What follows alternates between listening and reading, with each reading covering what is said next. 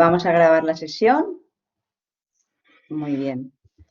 Bueno, pues bienvenidos a todos los profesores, alumnos y demás público asistente a este último seminario de nuestro ciclo de seminarios sobre el derecho, la empresa y la tecnología, organizado por el Departamento de Derecho en colaboración con el despacho de abogados Écija, que, como ya sabéis, es la firma líder en derecho de las tecnologías, los medios y las telecomunicaciones. Como sabéis, estos seminarios se enmarcan dentro del Centro de Innovación Jurídica, creado recientemente en nuestra universidad, con un objetivo muy claro: acercar la universidad al ámbito profesional.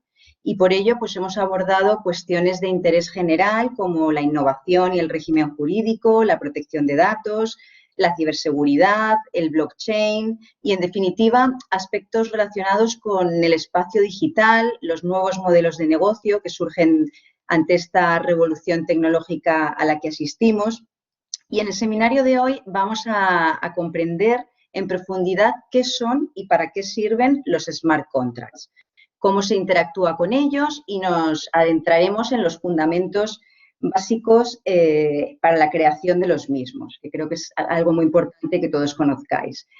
Y bueno, antes de presentaros a nuestro ponente, que por cierto va a ser un broche de oro para nuestro último seminario, quería darle la palabra a la decana de la Facultad de Comunicación y Humanidades, a la profesora Eva García Montero, que ha impulsado este ciclo de seminarios desde el principio, consciente de la importancia que tiene abordar todos estos temas para toda la comunidad educativa, más allá de los estudiantes del grado en Derecho. Así que no sé qué balance hace Eva de este ciclo de seminarios.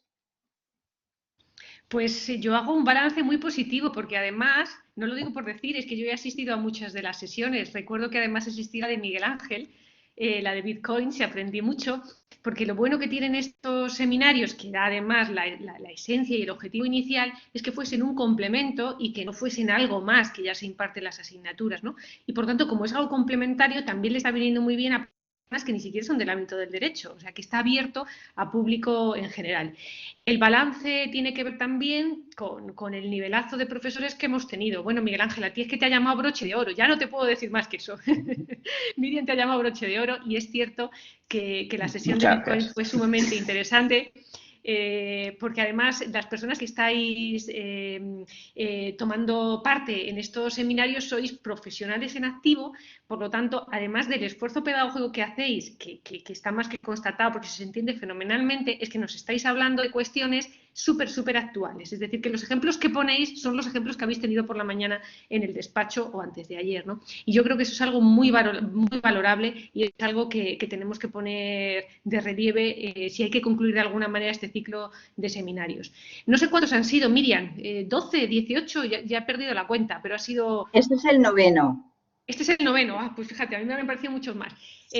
Claro, uno por mes, efectivamente. Y yo creo que además ha quedado representado pues todo el ámbito del derecho tecnológico, que es un poco lo que queríamos hacer con este ciclo de seminarios. Muchos de los alumnos se conectan porque están en un RAC que les permite de alguna manera aglutinar estos créditos para conseguir una formación más general, pero luego hay otros muchos que se conectan por un interés concreto, ¿no? Entonces, como balance, simplemente agradecerte, Miriam, pues tu tesón en este seminario, que lleva su tiempo, que no ha fallado ningún ponente, que son todos de primer nivel, gracias también al despacho Écija por habernos prestado a sus profesionales. Y bueno, Miguel Ángel, no te presento porque ya te ha presentado Miriam, sí te recuerdo de la sesión de Bitcoins y a mí me encantó, me pareció que fue muy pedagógica y yo aprendí muchísimo. Y aunque estoy iniciando ahora y lo tenía que haber hecho al final, no lo he hecho al final porque después la gente pues se va porque ya ponéis las prácticas y tal, de alguna manera mi intervención era cerrar, clausurar este ciclo de seminarios, agradecer al despacho de CIJAC, a todos los ponentes y a ti, Miriam, por el tesón, insisto, que has tenido en esta cuestión, y gracias también a las personas que han asistido, a los alumnos fundamentalmente y a algunos profesores. Y poco más, Miriam, el balance muy positivo, así que el año que viene retomamos el asunto porque yo creo que ha sido un éxito. Fíjate, es que hoy hay 11 personas conectadas y estamos en plena época de exámenes. O sea que yo creo que realmente es algo muy interesante. Muy bien, pues muchísimas gracias, Eva. Yo también tengo ese balance muy positivo de esta experiencia y bueno, pues encantada de que lo repitamos en el curso que viene, porque realmente creo como tú que es de gran utilidad para cualquier persona. Ya no hablamos solamente de nuestros estudiantes, sino para cualquier persona que hoy en día pues realiza gran parte de su actividad en el entorno digital. Bueno, pues para presentar a nuestro ponente, que ya como adelantaba Eva, repite con nosotros, él es Miguel Ángel Romero, colaborador de Écija como experto en digitalización y ciberseguridad. Miguel Ángel cuenta con una amplia experiencia en seguridad informática, desempeñando diferentes cargos como analista técnico en Sanitas y director de sistemas y seguridad en el despacho de abogados Écija. Tras su experiencia en el Ejército del Aire, en el área de ciberseguridad, en la actualidad es el CEO de Minery Report, empresa que ofrece servicios personalizados de programación y blockchain. Y a cargo de él corre este broche de oro que comentaba yo al principio sobre los smart contracts. Adelante y bienvenido, Miguel Ángel. Pues muchísimas gracias, Miriam y Eva. Lo primero, agradeceros, ¿no?, esta oportunidad, como la otra vez, que como apuntaba, creo que fue muy interesante para toda la gente que asistió. Hubo bastantes preguntas y se ve que gustó bastante, ¿no? Voy a darle a compartir aquí la pantalla para compartir la presentación. A ver, compartir aplicación o pantalla. Ventana, aquí y compartir. No sé si lo veis, no lo veis, creo que sí. Sí, ya se ve. Vale, ¿se ve en pantalla completa o se ve en chiquitín? Se ve en pantalla completa. Vale, perfecto. Bueno, pues como comentaba Miriam y comentaba Eva, esta sesión viene un poco a completar la anterior sesión en la que estuvimos hablando un poco más de blockchain de manera genérica y en la que hubo un apartado relativo a los smart contracts que suscitó bastante interés, ¿no? Hubo bastantes preguntas sobre este tema y creo que es un tema que está muy de moda, pero no está explicado o no está suficientemente explicado, ¿no? Porque, bueno, nos pasa un poco, es un poco frase al ver esto de smart contract, ¿no? Nos da la sensación de ser un contrato inteligente y lo traducimos también así en prensa y demás, pero, bueno, tiene sus connotaciones y es lo que vamos a ver hoy. Voy a explicarlo todo lo más sencillo posible, intentando no meterme muy de lleno en temas técnicos, aunque algo sí que tendremos que ver para que entendáis, ¿no?, el por qué digo esto de que un contrato inteligente, un smart contract, no es un contrato en sí, aunque tiene muchas similitudes y es por eso que se le dio ese nombre, que al final yo creo que ha sido un poco más marketingiano que otra cosa. Así que vamos para allá. Bueno, la presentación. ¿Qué vamos a ver? Bueno, vamos a ver, como adelantaba Miriam, qué son, ¿vale? ¿Qué es un smart contract? ¿Vale? Porque para ir profundizando en los temas que vamos a hablar hoy, pues es imprescindible, ¿no?, saber un poco qué es, de dónde viene y demás. Después vamos a pasar a ver cómo funciona con un pequeño ejemplo, digamos, ¿no?, de un caso práctico que no sería real porque es demasiado simplificado, pero que esquemáticamente puede haceros ver lo bonito, ¿no?, de esta tecnología. Y bueno, por último vamos a ver para qué sirven, con ejemplos, las limitaciones que tienen, cómo se puede desplegar. No vamos a entrar técnicamente a cómo se hace, pero sí un poco al concepto y a qué implica, sobre todo teniendo en cuenta el público que somos, pues casi más en vuestra vida profesional lo que os va a tocar es más la parte legal, este tipo de cosas, que la propia parte técnica, ¿no? Y sí que es muy importante conocer cómo se despliega porque ha habido bastantes casos, sobre todo al principio de los smart contracts, de empresas que estaban prestando el servicio, como podíamos prestarlo nosotros, y no han informado bien a su cliente y ha habido un error, y en el caso de los smart contracts un error se paga para toda la vida, es decir, es infinito, no se puede solventar, digamos, y creo que es importante también, un punto muy importante que veamos. Pues vamos a entrar un poco en detalle, ¿vale? Vale, un smart contract, bueno, no lo he dicho, pero como voy a explicar bastantes cosas, si en algún momento alguno tenéis alguna pregunta, aunque tengamos al final una ronda de preguntas, podéis preguntar, o sea, podéis interrumpirme y así puedo enfatizar quizá en algún sitio que os interese, ¿vale? ¿Por dónde iba? Perdón. Un smart contract no deja de ser un programa informático como cualquier otro, como la calculadora de Windows, con cualquier programa informático que os venga a la cabeza. Es un programa informático con la peculiaridad de que se está ejecutando dentro de una blockchain, ¿vale? La blockchain ya la explicamos en el seminario anterior. Si no recuerdo mal, creo que está grabado, así que podéis incluso verlo. Pues un smart contract sería un programa ejecutado dentro de esta blockchain, ¿no? A día de hoy existen muchas blockchains que permiten la ejecución de contratos inteligentes, de smart contract o de estos programas, pero la más extendida es Ethereum, ¿vale? Que digamos que fue como la primera o la primera más grande, porque puede que sí que hubiera otras, y al final es, pues cuando se estudia un poco este tipo de cosas es de donde se parte, ¿no? Luego ahí están saliendo nuevas blockchain enfocadas solo a la parte de smart contract, como podría ser la blockchain de Binance, que es un exchange de criptomonedas, pues ellos permiten generar smart contracts dentro de su blockchain, pero los conceptos que damos aquí, aunque nos estamos refiriendo siempre a la blockchain de Ethereum, son comunes al resto de blockchains. Al final es igual que la primera blockchain, ¿no? que se utilizó, pues fuera de Bitcoin, y luego han venido muchas otras, como puede ser la de Ethereum, mejorando ciertos aspectos o empeorando algunos otros en algún caso. Para todas las explicaciones vamos a tomar como base la blockchain de Ethereum, también porque está muy bien explicada por los creadores de la misma. La principal característica que tiene las dos principales características que tiene un smart contract son las siguientes. Lo primero es que un smart contract te permite realizar acciones, ¿vale? Esas acciones que se realizan dentro de la blockchain las llamamos funciones, ¿no? Al final tienes el contrato, vamos a intentar no utilizar la palabra smart contract, ¿no? Al final tienes el programa, pues ese programa tiene unas funciones definidas que son las que le permiten interactuar con otros programas, con otros smart contracts, interactuar con otras cuentas dentro de la blockchain, con otros wallets, o interactuar internamente con variables o con datos que tenga propiamente almacenados.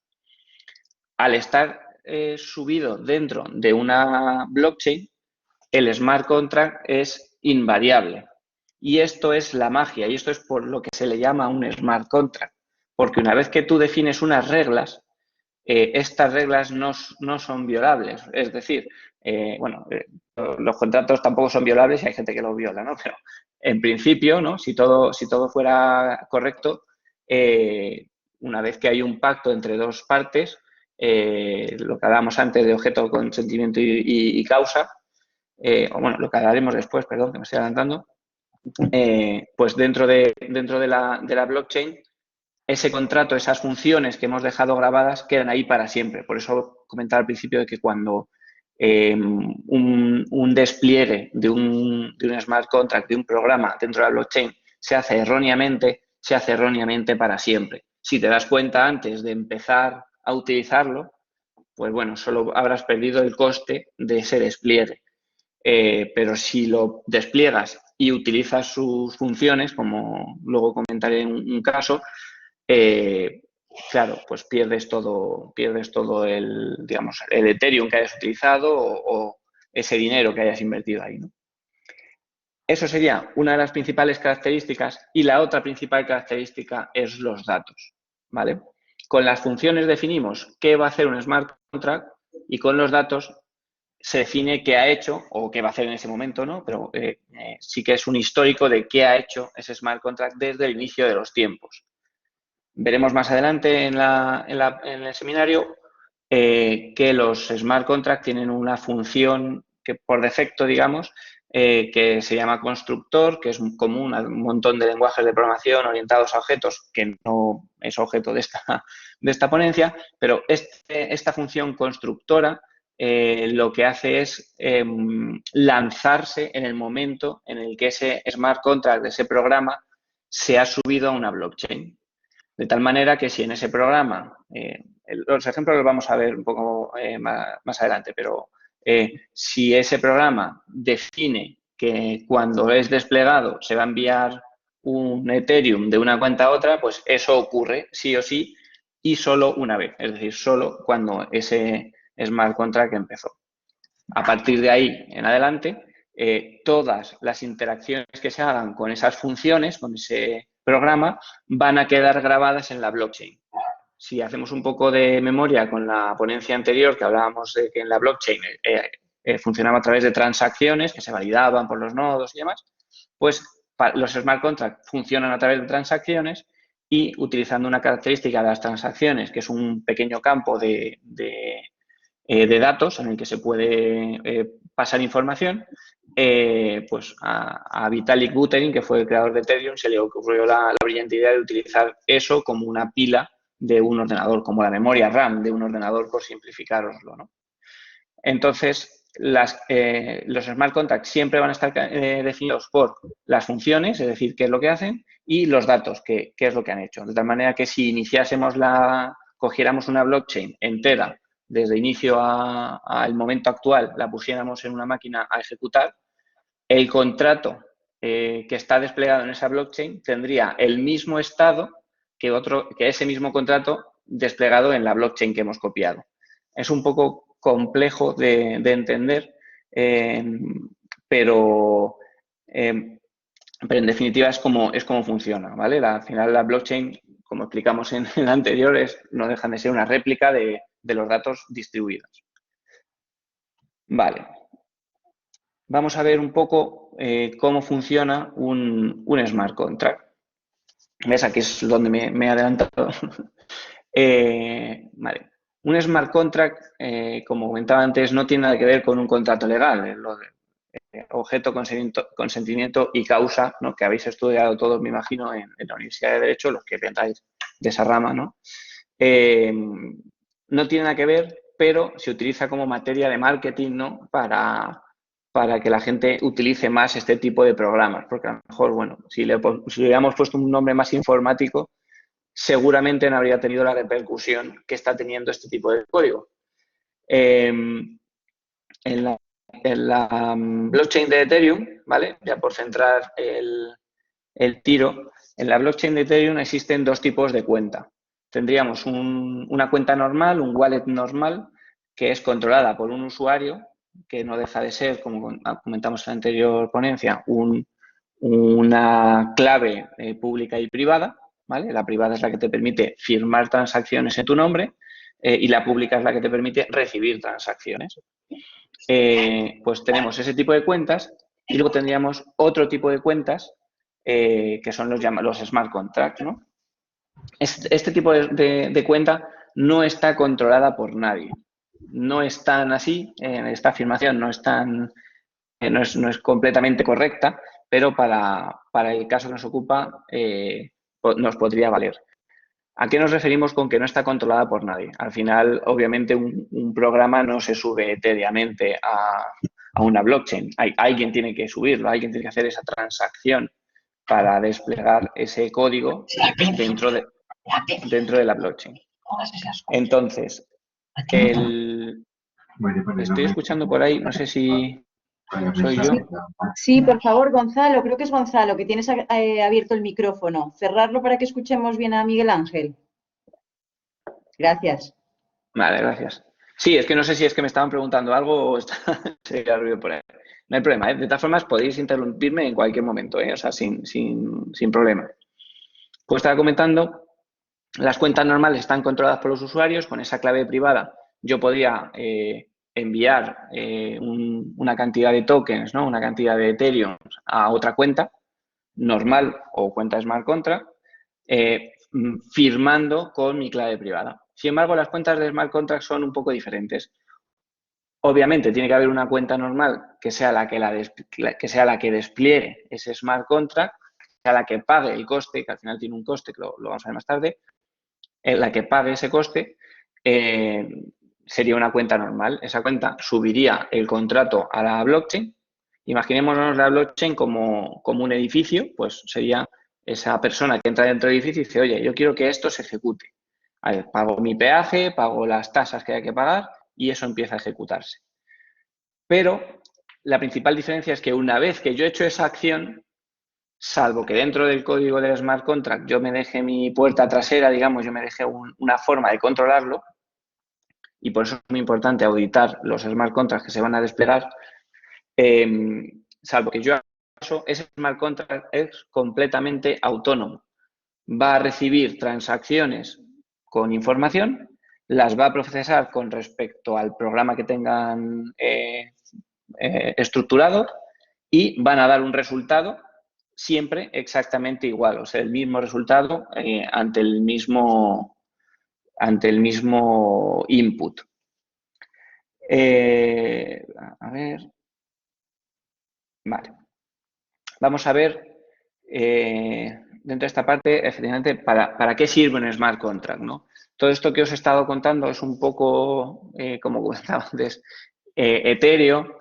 Es muy difícil de ponerlo en la mente de alguien si no se pone, o yo creo que es muy difícil, si no se pone un ejemplo práctico, ¿vale? Entonces, para este ejemplo hemos escogido un ejemplo que es muy tonto, o sea, que realmente nunca sería objeto de un smart contract, o bueno, o quién sabe, ¿no? Pero en principio no debería, ¿vale? Que es una vending machine, la típica máquina en la que vamos y nos sacamos unas patatas o nos sacamos una chocolatina o cualquier refresco y demás. ¿Por qué quiero poner este ejemplo? Vale, tenemos que tener en cuenta que estas máquinas, al final, cómo funcionan es, la máquina, dado un día X, se lleva a un edificio, a la oficina de la empresa, se instala, en el momento en el que se instala, se deja configuradas los precios de los productos y los productos se cargan. Es decir, si estamos hablando, por ejemplo, imaginemos que la máquina solo vende patatas fritas, ¿no? Pues toda la bolsa de patatas fritas se meten dentro del dueño de la máquina, abre la máquina, mete las patatas y ya todo el mundo que quiera sacar una bolsa de patatas va a tener que pagar, ¿vale? No hay forma, salvo que te cargues la máquina, no hay forma de sacar patatas fritas de ella, ¿vale?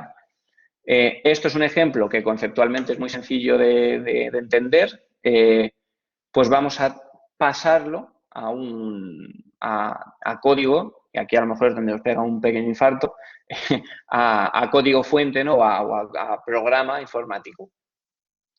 Vale, esto se ve muy pequeño. ¿Lo veis? No sé si llegáis a verlo bien. ¿Lo veis bien así?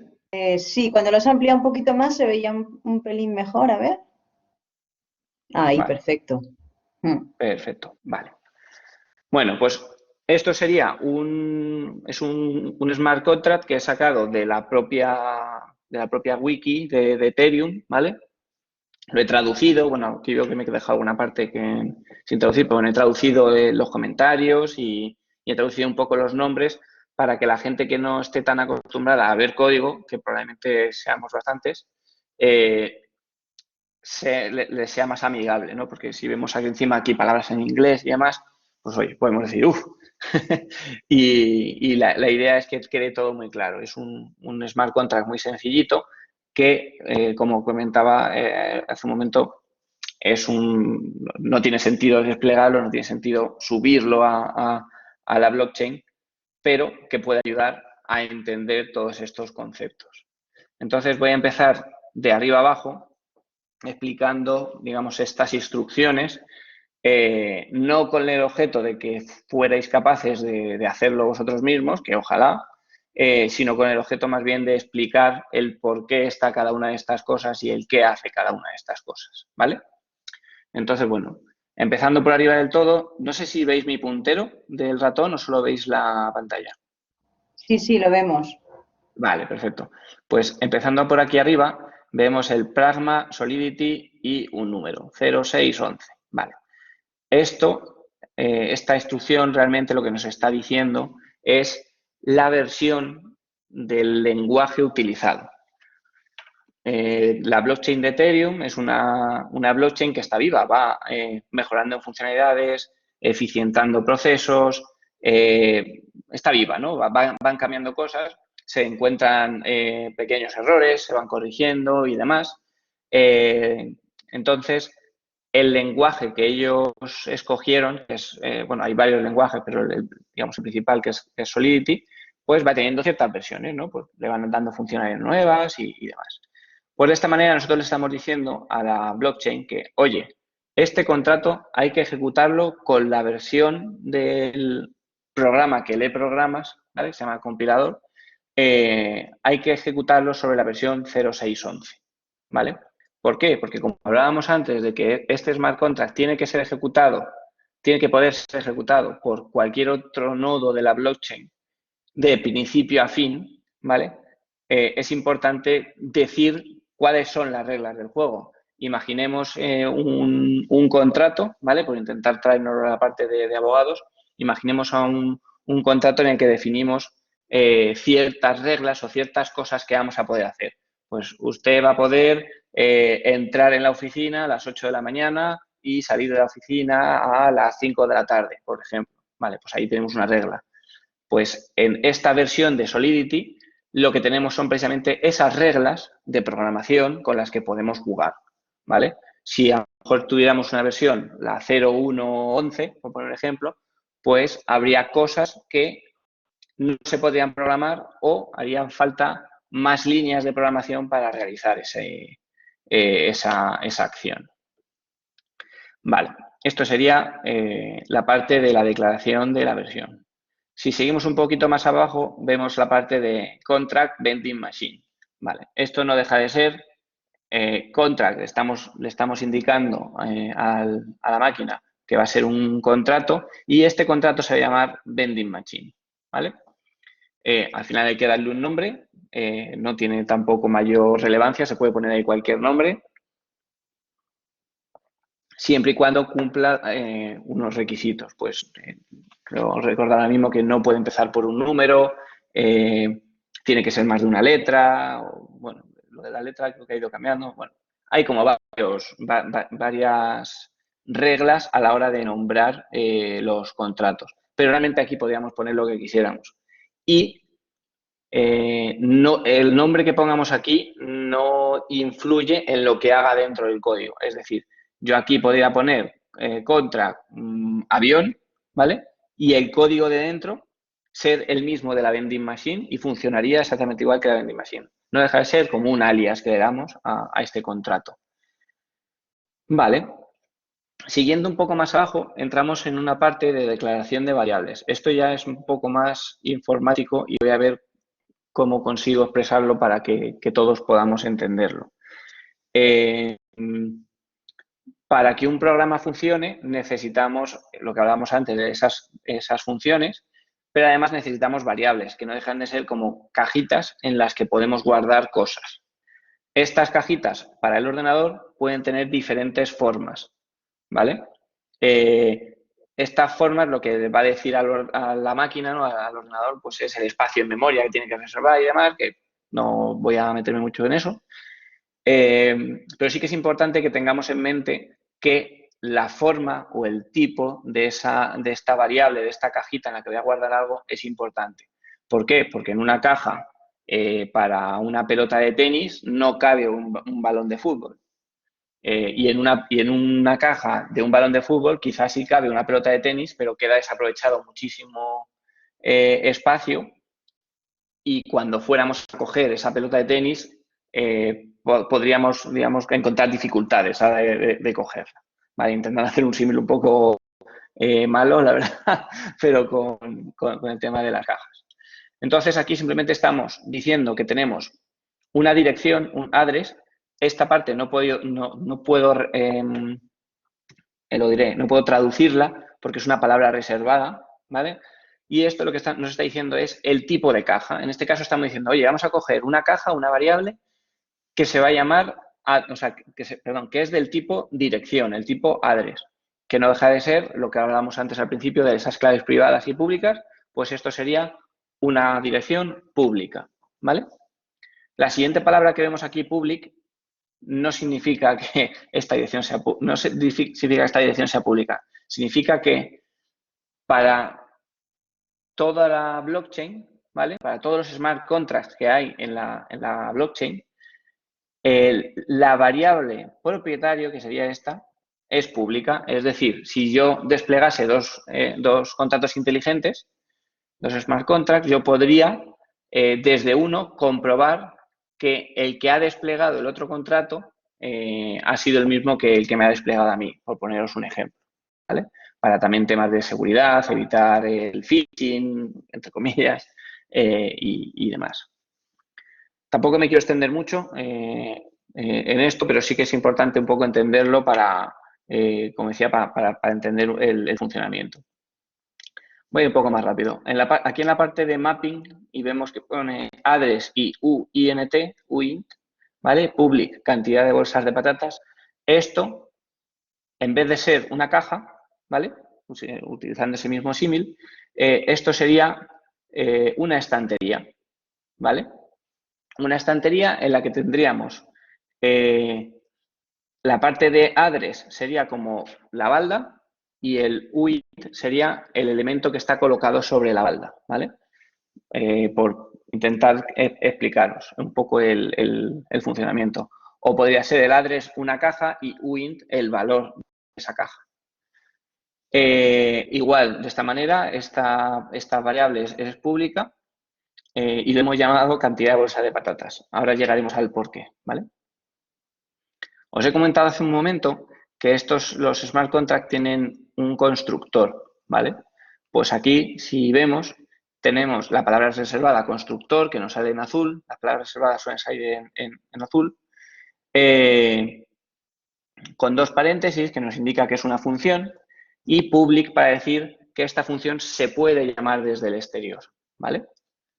Y en esta función constructora tenemos propietario y cantidad de bolsa de patatas. ¿Esto qué va a hacer? Cuando yo despliegue el smart contract, por primera vez, la blockchain va a llamar este constructor y le va a pasar un mensaje.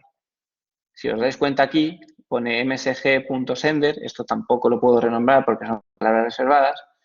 En esta palabrita msg sería una variable, ¿vale? De tipo mensaje, ¿vale? Una caja con la forma de mensaje, y sender sería dentro de esa caja otra caja con el valor de quien lo mandó, ¿vale? Es decir, yo, Miguel Ángel, envío un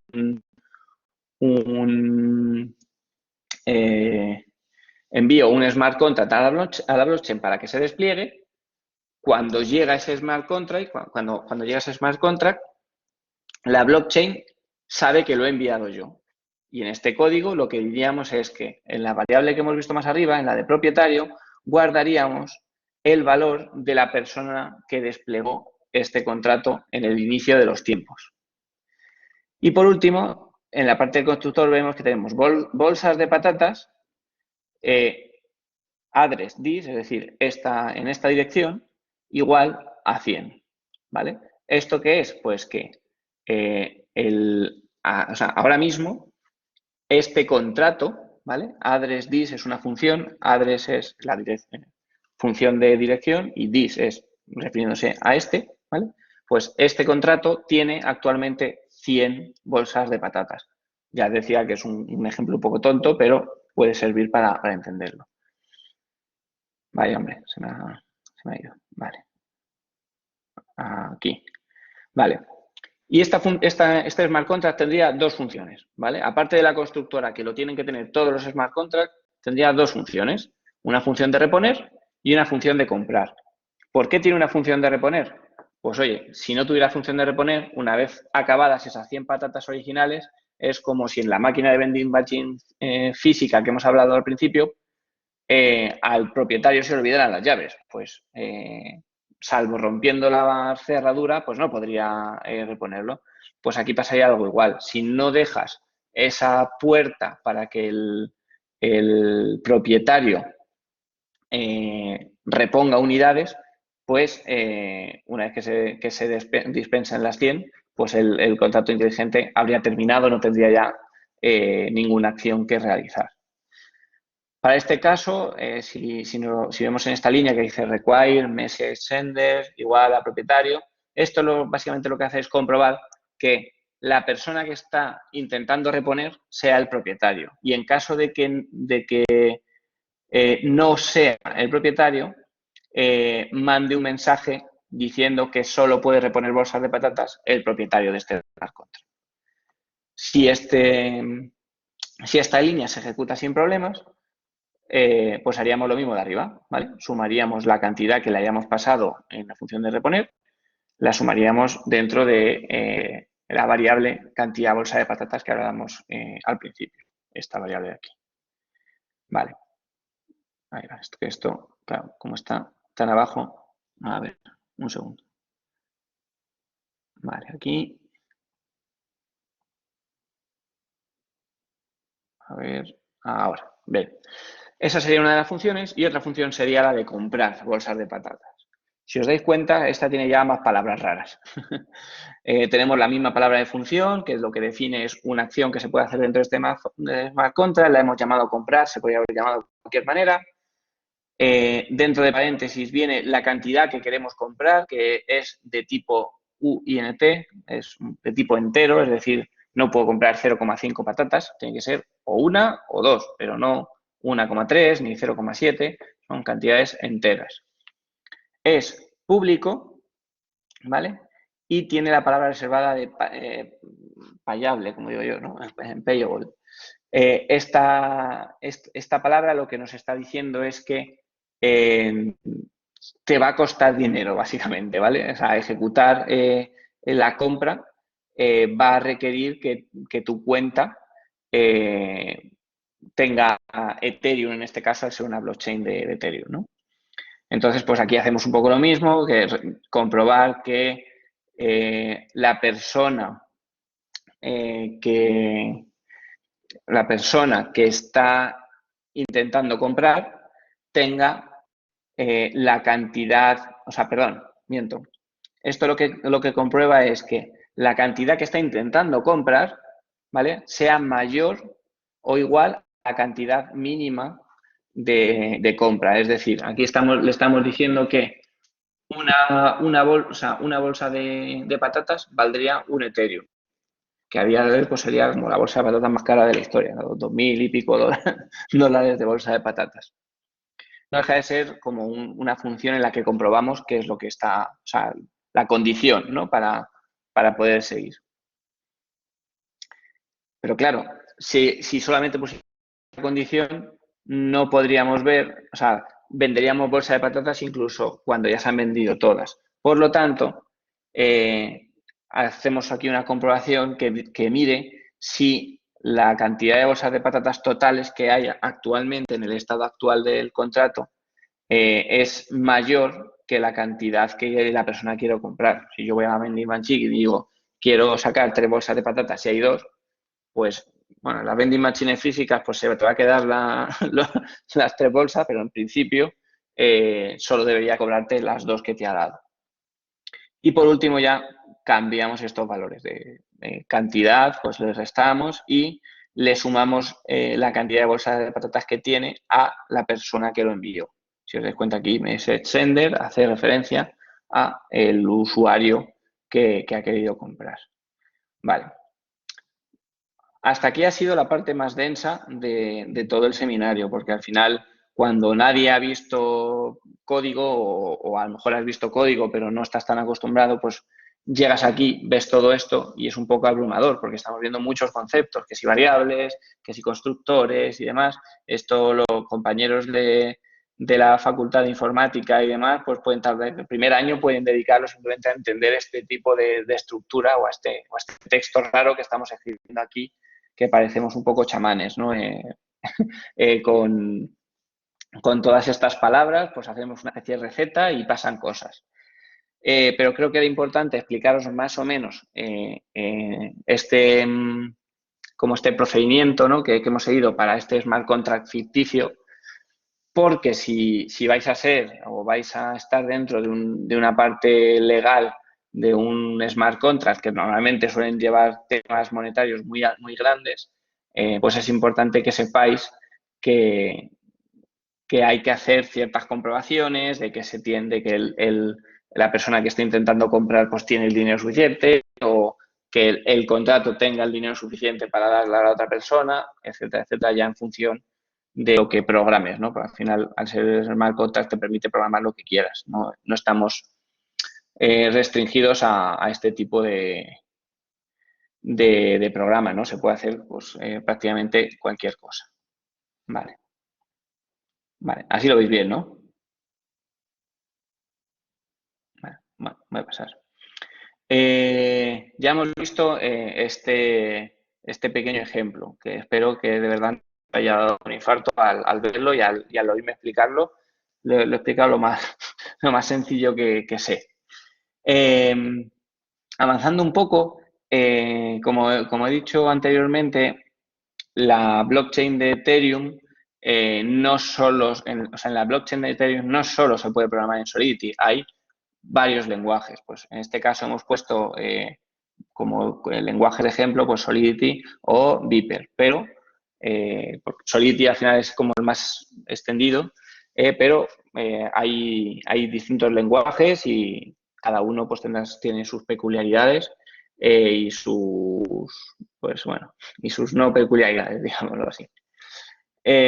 Nosotros al final casi siempre que trabajamos, por no decir siempre, lo hacemos dentro de Solidity, porque también además al ser el más extendido es más fácil que un tercero audite ese programa o ese smart contract en búsqueda de problemas, ya no solo en la programación, sino también problemas lógicos cuando hemos definido esas funciones que hablábamos antes, ¿no? El que se haya tenido en cuenta pues todos los casos, ¿no? De, oye, ¿qué pasa si una persona hace esta acción y esta otra? Todo eso no deja de ser una casuística que hay que definirla muy bien antes de sentarse a programar este tipo de software. Pues si lo hacemos todos en un lenguaje que entendamos, pues es más fácil ponérselo a un auditor, que a nosotros nos toca hacer de auditores también muchas veces, a la hora de verificar que efectivamente ese contrato hace lo que el cliente quiere y hace solo lo que el cliente quiere. No hace nada de más ni nada de menos. Vamos a ver también las limitaciones de los smart contracts, porque hasta ahora todo suena muy bonito y claro, si tenemos en cuenta todo lo que he comentado, pues casi es una solución mágica, ¿no? O sea, se podría programar cualquier cosa con estos smart contracts, al ser lo que es el código invariable, pues es muy bonito en la parte del software,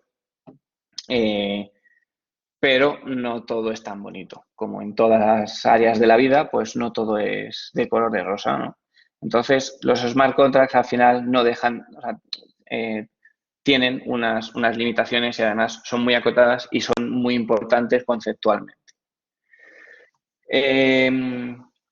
Volviendo al ejemplo que había puesto antes, que me va a servir de mucha ayuda, de yo acercándome a un edificio a entregar un contrato inteligente y lo meto dentro del edificio, me identifico, pago la cuota, pago las tasas, dejo ahí mi contrato y mi contrato se va ejecutando solo por los siglos de los siglos hasta que mientras siga existiendo la blockchain. Vale.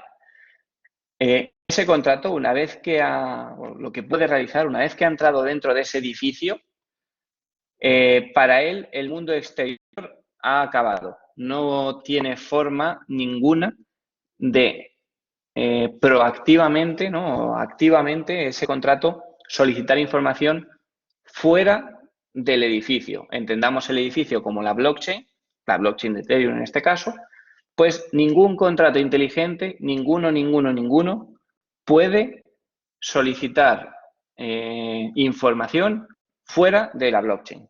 Ninguno. Entonces, claro, diréis, vale, entonces esto que nos han vendido en muchos artículos y demás, ¿no?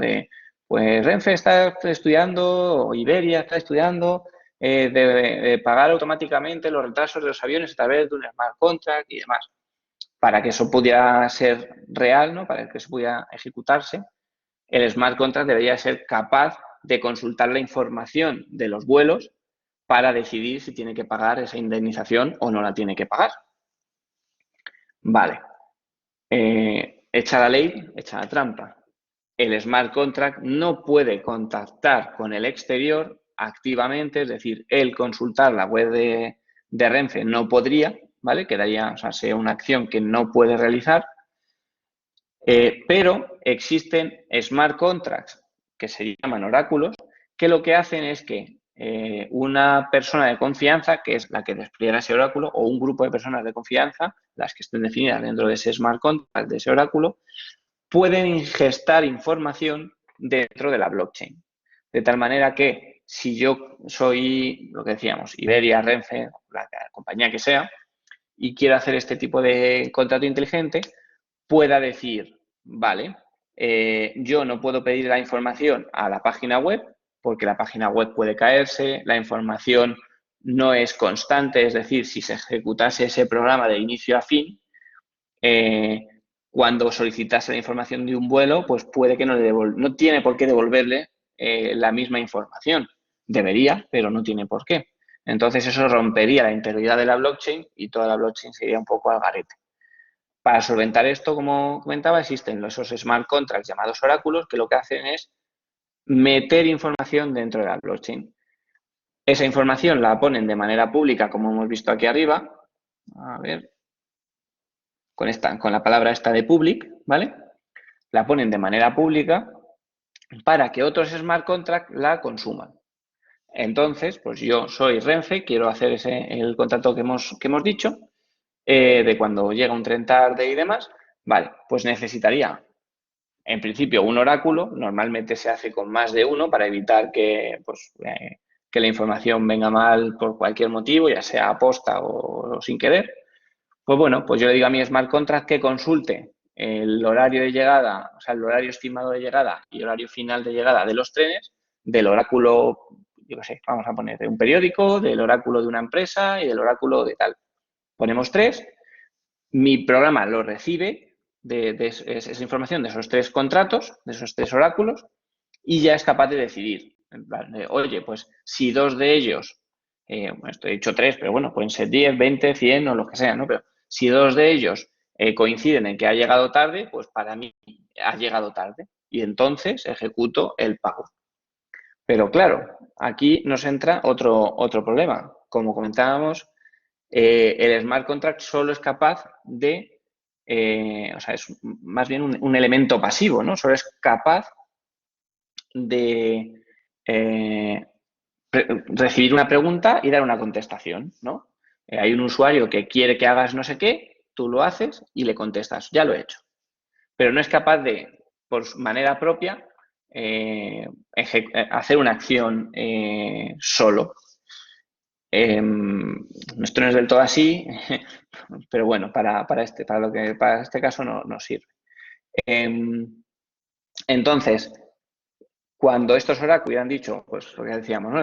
El AVE Madrid y Sevilla, pues ha llegado tarde, lo dicen los 3, el contrato leería ese evento de los 3 trenes que han llegado, o sea, de ese tren en 3 oráculos que ha llegado tarde y diría, vale, pues tengo que pagar X a toda esta lista de clientes. Claro, eso es muy bonito, es muy ideal y es como molaría que fuese. Realmente no podría funcionar así porque no todos tenemos wallets de Ethereum. Entonces, para yo cobrar el retraso de mi tren, me tendrían que como obligar a tener un wallet de Ethereum y no, al menos de momento, esto es completamente inviable.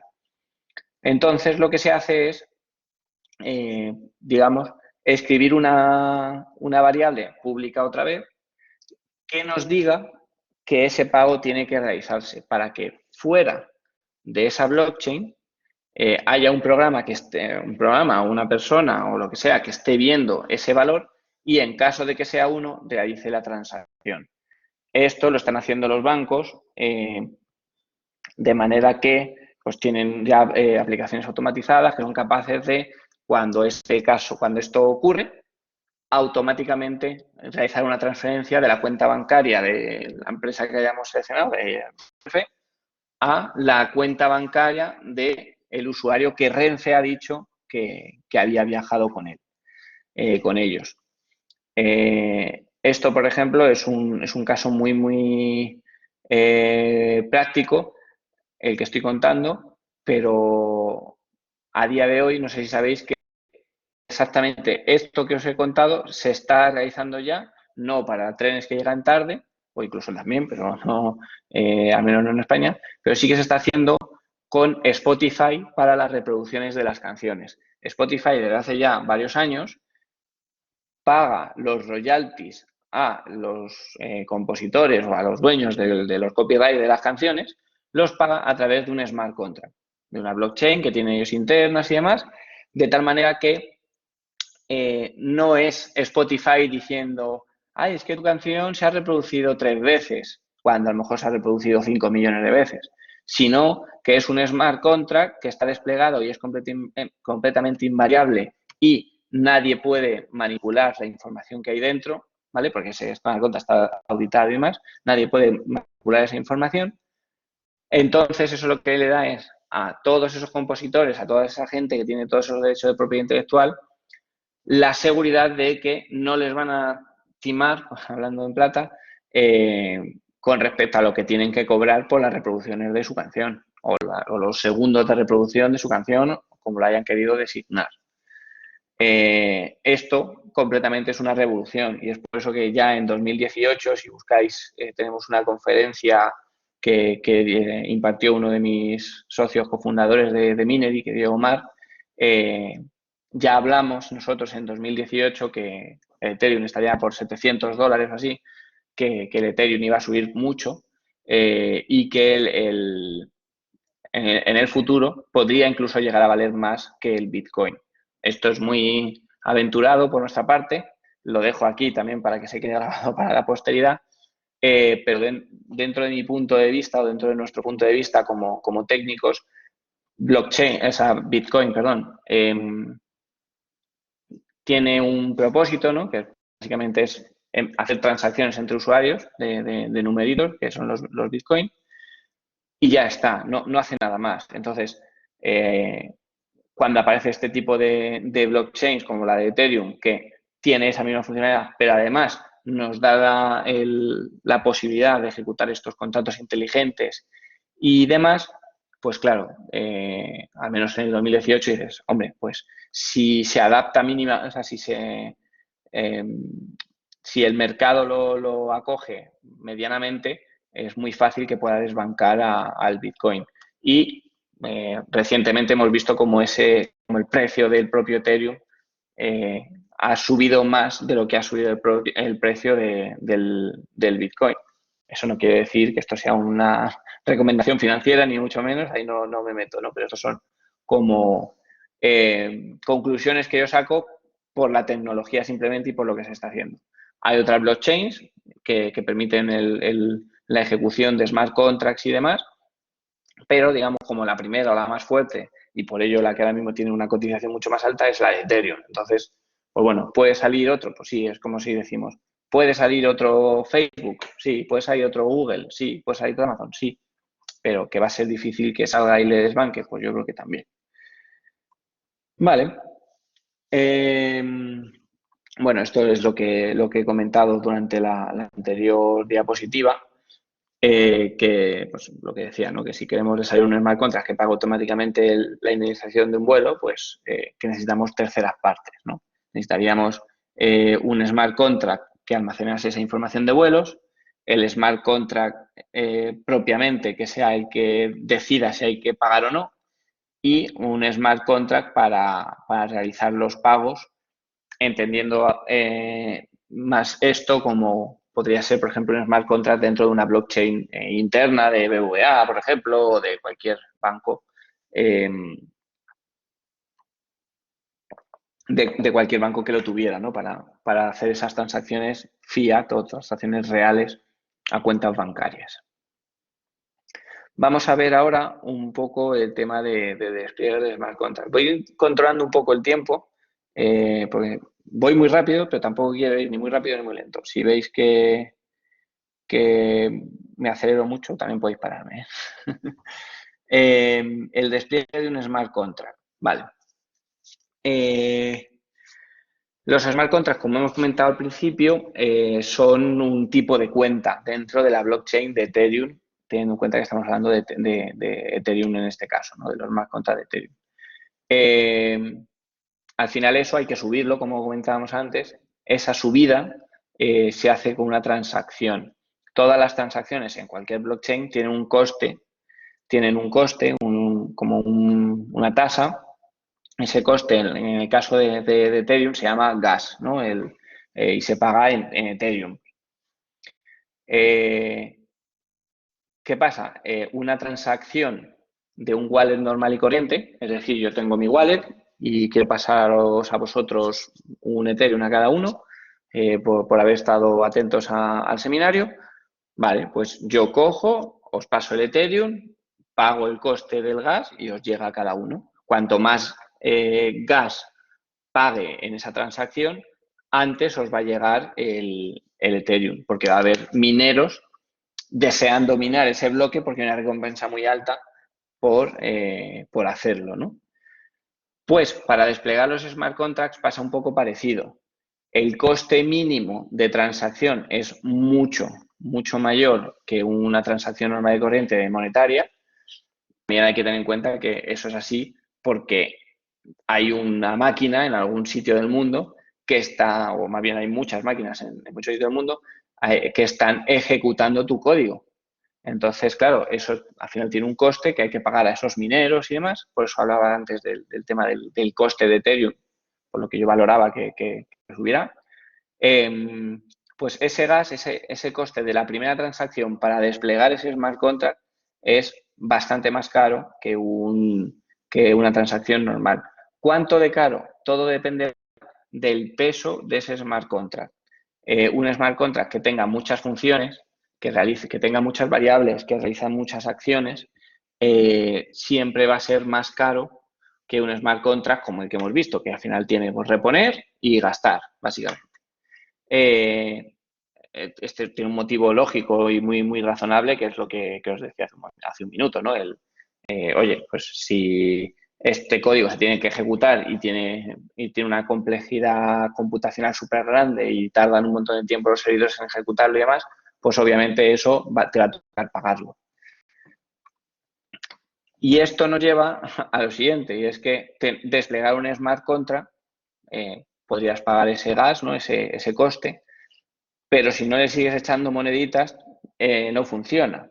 A donde voy es que si el propio smart contract, que es una cuenta como la de usuario, se queda sin balance, cuando lleguen transacciones nuevas, no se van a realizar. O sea, imaginemos el de, pues yo qué sé, un smart contract que hacemos de notificación a usuarios, ¿no? Yo envío un mensaje a una cuenta de Ethereum y esa cuenta de Ethereum es la única que puede leer ese mensaje, por poner un ejemplo. Vale, pues si el gas de ese contrato se ha consumido, se ha gastado, esa transacción que he hecho yo de mandar un mensaje de mi cuenta a la de mi socio Omar se va a quedar como en cola, ¿ves? Se va a quedar ahí guardado en la blockchain porque yo he pagado mi gas de la transacción. Se va a quedar ahí parado hasta el siglo, hasta que ese contrato inteligente tenga gas suficiente para ejecutarlo, ¿vale?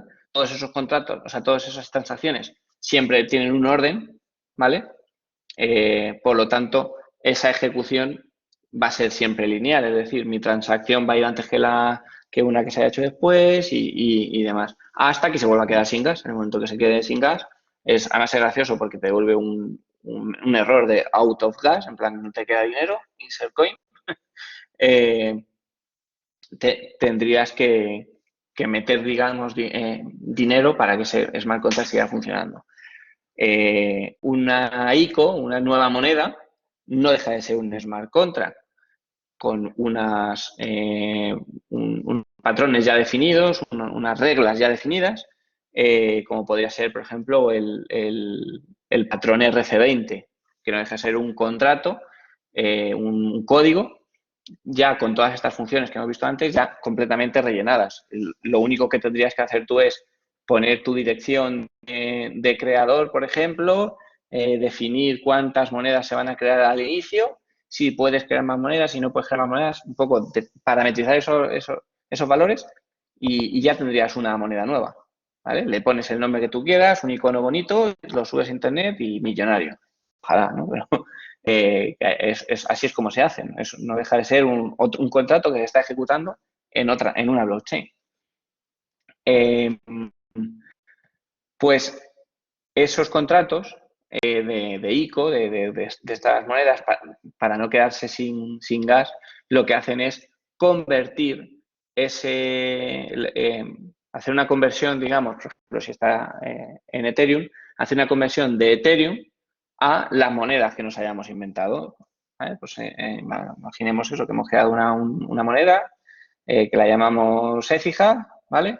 Pues yo te doy un Ethereum, yo meto un Ethereum dentro del smart contract y el smart contract se guarda ese Ethereum para sí mismo, para gas, y me da a mí, pues yo qué sé, 1000 tokens de Écija, ¿vale?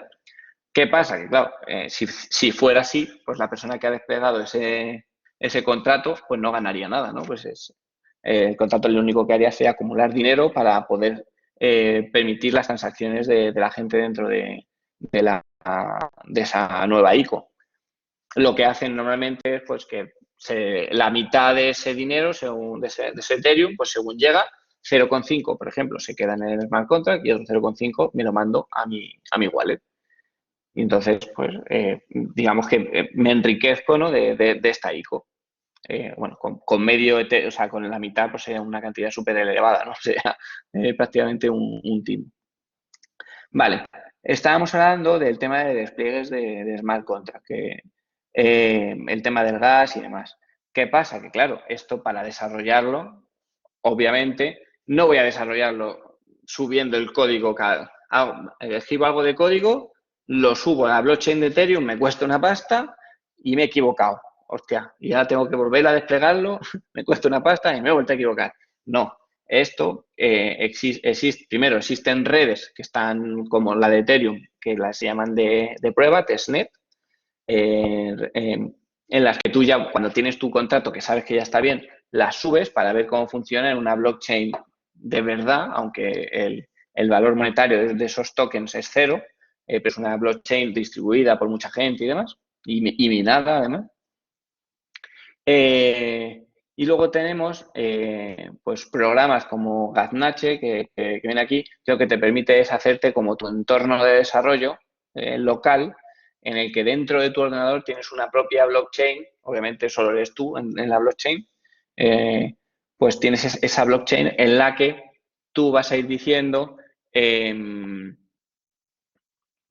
pues vas programando y lo subes, pues no funciona, pues no pasa nada. Podrías reiniciarla, o sea, borrar la blockchain, darle a iniciar de cero, volver a escribir el programa y así. De esa manera no te cuesta dinero, porque por ejemplo en las testnet no cuesta dinero tener gas, ¿no? Tener Ethereum, por ejemplo, una testnet de Ethereum, Rinkebi creo que se llama, no cuesta dinero, pero tienes que hacer unas acciones que, pues, yo qué sé, meterte en Ethereum, de tuitear no sé qué de Ethereum y te regalan no sé cuántos Ethereum de la testnet.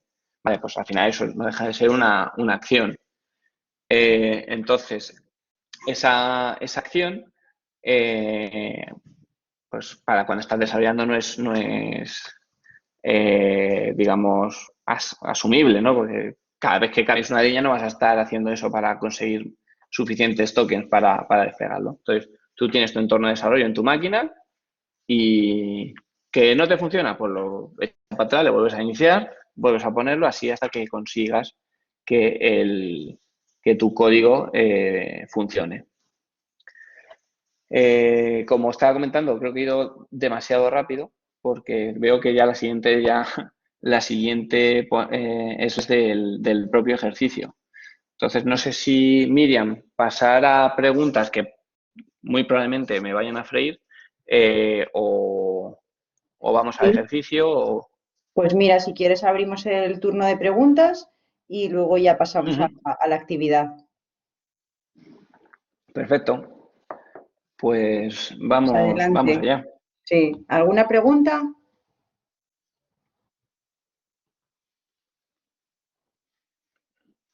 No muerdo, ¿eh? Es lo que decía, a lo mejor he soltado demasiada información en muy poco tiempo y les he dejado un poco tostados. No, es verdad que la primera parte pues siempre es compleja para los que no somos de informática, ver ese lenguaje de programación y demás, pero yo creo que con la explicación que has dado después y que también viene bien, ¿no? Familiarizarse un poco con ese, aunque sea a nivel visual y con esos términos y demás. Mira, Sara Cabañas tiene la mano levantada. Adelante, Sara. Hola, buenas tardes. ¿Me escucháis bien? Sí, perfecto. Buenas tardes, Miguel Ángel. Muchas gracias por tu ponencia. ¿Qué Te tal? quería Nada, un comentar, placer. has dicho que una vez que se establecen las funciones, estas son Sí, inatacables, ¿no? Ya no se pueden sí, modificar. Pero pueden ser eso es. objeto de ciberdelincuencia de algún programador que sí que entienda y sepa cambiarlas. No, No. no. Es que por eso decía en una de las slides, decía que claro, esto sería la panacea, ¿no? Es lo que todo el mundo desearía, ¿no? Claro. El que una vez que se define un programa, que nadie pudiera tocarlo, ni falsearlo, ni demás. A este respecto, primero, por eso hay que hacer la auditoría del código que se va a desplegar, para que haya una tercera parte que certifique que el código hace lo que tiene que hacer y solo lo que tiene que hacer, ¿vale? Y una vez que queda desplegado, no hay nadie que pueda modificarlo, porque ese código está igual que veíamos con la parte de blockchain, que el valor de mi wallet o el valor de mi cartera, ¿no? Los bitcoins que yo tengo asignados, está repartido por por toda la blockchain. El smart contract, el código del smart contract está repartido por toda la blockchain y los datos que se le están mandando a ese smart contract está repartido por toda la blockchain. Entonces, para que un informático, como comentabas, ¿no? Un hacker o un programador malintencionado, ¿no? Modificase el comportamiento de ese smart contract, tendría que tener como mínimo la mitad de cómputo de toda la red de la blockchain. Eso es prácticamente imposible, vamos, y sin prácticamente imposible. Pero Vale, muy buena pregunta, ¿eh? Muy buena pregunta, porque al final se utiliza mucho también por eso. Primero, para darle seguridad a las dos partes y segundo, para evitar que el propio programa sea alterado por terceras partes o por errores, que a lo mejor no tiene por qué ser un usuario malintencionado el que modifique, ¿no? O el que intente alterar el funcionamiento, sino que pues, se dé una serie de acontecimientos que den en que el programa funcione de manera no apropiada, ¿no? Y tenga un resultado no esperado. muy interesante. Muchísimas gracias. Nada, gracias a ti. César, creo que tenías por ahí. Sí, adelante, César.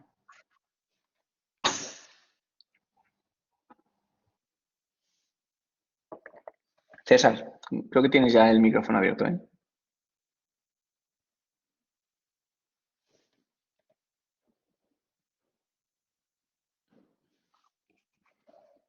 Yo no sé vosotros, pero yo no lo oigo, ¿eh? No sé.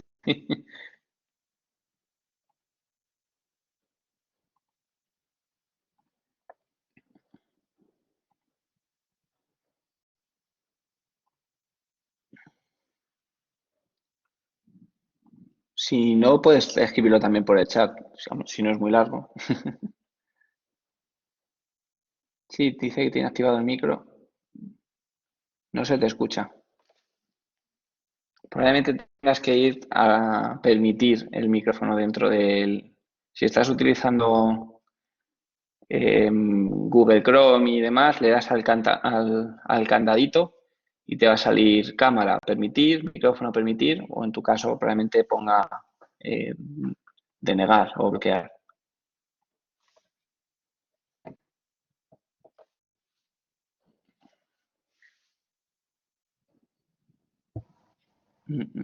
No, parece que No te no. escuchamos, César.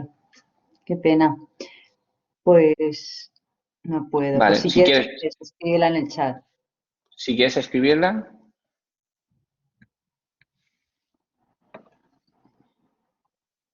esto son cosas del directo. Sí. Es larga. Es larga. Tenemos tiempo, César.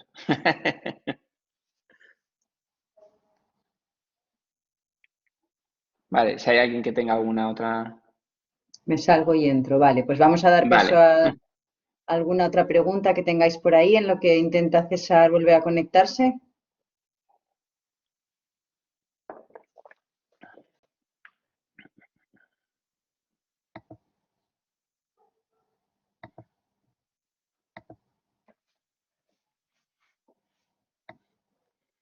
Al final también es un poco lo que comentabas, Miriam, que como están también con exámenes y, y demás.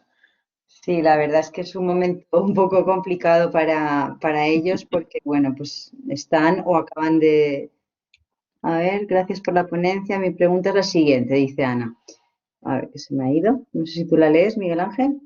Sí, Vale. vale. Ana pregunta, hola, gracias por la ponencia, nada, gracias a vosotros por escucharme.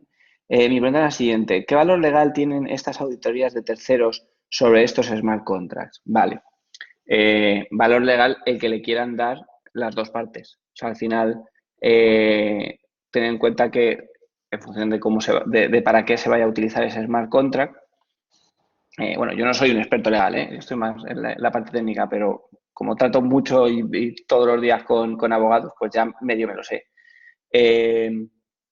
Al final, si tenemos un smart contract que viene a solucionar un problema entre dos empresas o entre una cadena de suministros o cualquier cosa, al final no deja de ser como una regla de juego, ¿no? En plan, oye, todos nos ponemos de acuerdo y todos vamos a hacer esta cosa desde aquí.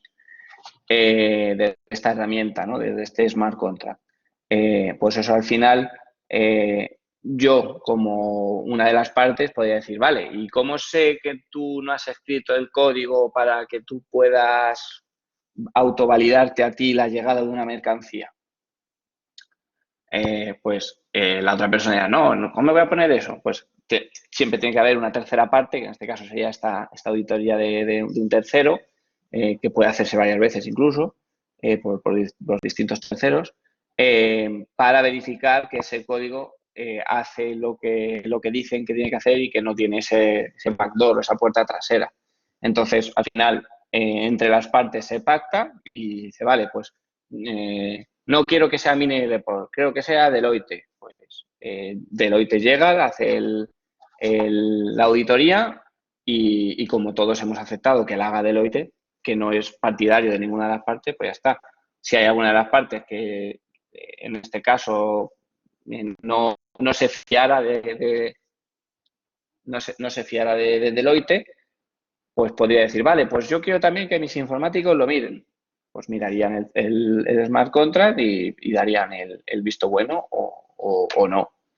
Entonces, ese es el valor legal que tiene lo que es la auditoría del código. Al final, para nosotros como técnicos no deja de ser una auditoría de la misma manera que es una auditoría de un código fuente de un programa que le vende la empresa A la empresa B. Lo único que este programa, al no poderse modificar, porque al final los programadores, y yo el primero, cometemos muchísimos errores, también los arreglamos muy rápido, pero cometemos muchos errores, pues si en el caso del smart contract esos errores tienen que estar ya completamente depurados en el momento en el que entren en producción. No puede entrar un smart contract a funcionar con errores, porque, claro, es lo que comentábamos antes, o sea, esas casuísticas y demás, y ya no solo código programado maliciosamente, en el sentido de, oye, me deja aquí una puerta trasera para yo mandarme tantos Bitcoin o tantos Ethereum, lo que fuese, sino casuísticas que a lo mejor al programador no se han ocurrido porque ¿cómo se dice? El cliente no se las ha solicitado. Entonces, pues bueno, a lo mejor al programador no se le ha ocurrido oye, ¿y qué pasa si esta persona lo valida y esta otra no? Pero entra una tercera parte que sí y entonces esto activa una función, ¿qué tal? Pues eso es lo que hay que auditar. Obviamente eso se hace mirando el código y entendiendo, sobre todo, la intención que tienen todas las partes al utilizar este tipo de software. No sé si me he explicado. Nada, muchas gracias a ti. No sé si César ha conseguido A ver si está entrar. conectando. Creo que sí superará el Bitcoin.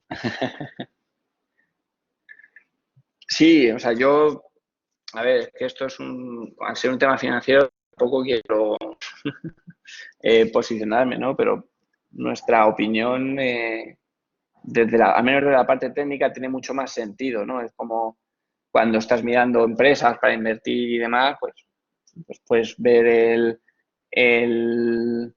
las cuentas de la empresa y que te digan una cosa, pero sin embargo conocer la empresa y decir, vale, sí, es que sus cuentas a lo mejor no son muy buenas, pero es que tienen un producto que es el mejor del mercado. Entonces a lo mejor ahora no, pero dentro de un año o dentro de dos lo petan, ¿no?